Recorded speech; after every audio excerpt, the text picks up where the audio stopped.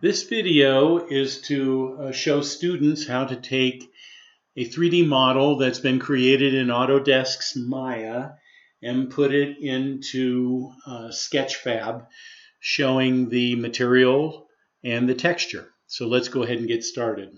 I have a very simple cylinder right here. If we go in under Workspace and go to UV Editing, you can see that I have the particular cylinder with all the UVs laid out here. This particular ring is laid out a little bit larger than the rest, which means the resolution will end up being a bit higher, but I did that on purpose just to show a little bit of a difference. So now with that being said, I'm going to go back into Maya Classic, and we're going to add the material and assign a texture to that material. So I'll go under Windows, Rendering Editor, Hypershade. And I bring up the Hypershade window right here. And you can see right now default is just a Lambert 1 that's on the particular 3D model. And I'm going to come in here and I'm going to choose another Lambert. So Lambert 2 is right there, and here are the here's the information on that particular material. I'm going to change this and name it cylinder, just to let myself know that this is the particular material for that cylinder.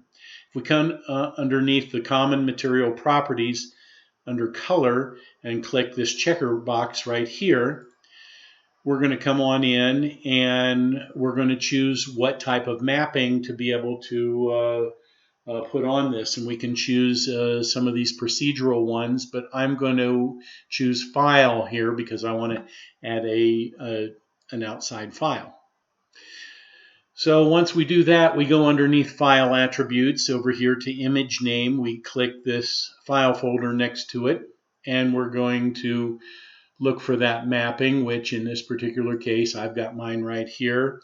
I've just loaded up a simple map and put it there just to be able to show. And now you can see how that map is actually applied to the particular material.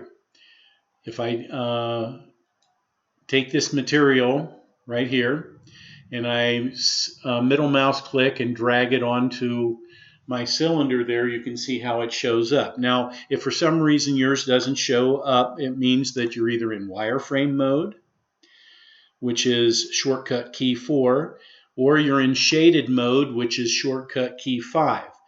If you want the texture to show up, you need to select shortcut key 6, and that will show up. So now I'm going to select this cylinder. I'm going to, underneath File, go to Export Selection. And it'll bring up this box, which I will come in and I'm going to make sure that the file type is FBX export, not DAE FBX export, just regular FBX export. And I'm going to name this cylinder 04. And now I'm going to come on over here to the options, and I'm going to leave all the options alone except for one. I'm going to come on down here to embedded media, and I'm going to make sure that embedded media checkbox is selected. That means that it'll take all the materials and the texture maps and everything and automatically put them in once I import this model into SketchFab. So I've done that. I'm going to hit Export Selection.